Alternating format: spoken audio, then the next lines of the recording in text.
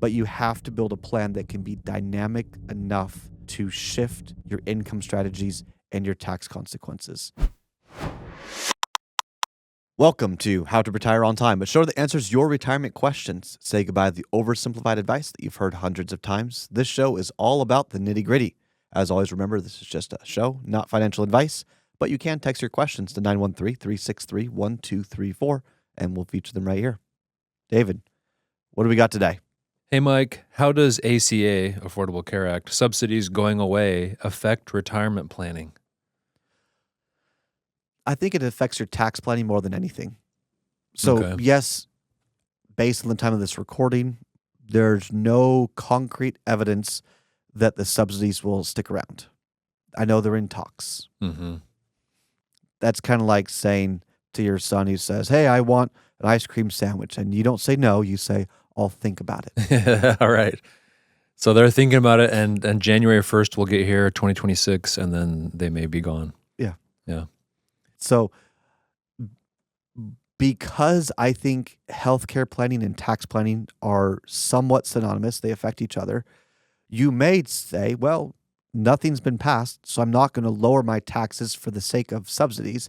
Instead, I'm just going to focus on my IRA to Roth conversions. I'm going to focus on my adjustments of the portfolio if there's a brokerage account, just kind of get things in order so that in 1 year and 2 year and 3 years, whenever they come back, if they come back, that you have the flexibility to then change your income planning and your tax planning in that year.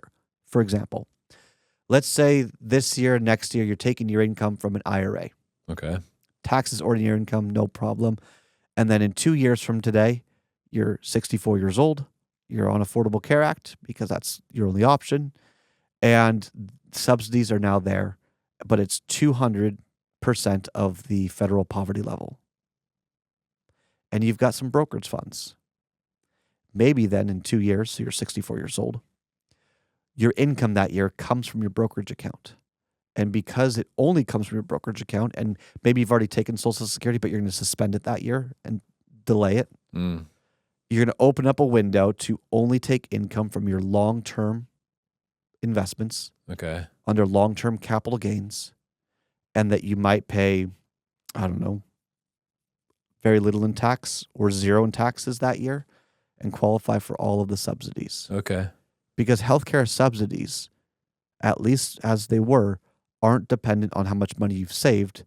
It's what shows up on your 1040. Right, as income, right? But you have to build a plan that can be dynamic enough to shift your income strategies and your tax consequences. And too many people don't think about that.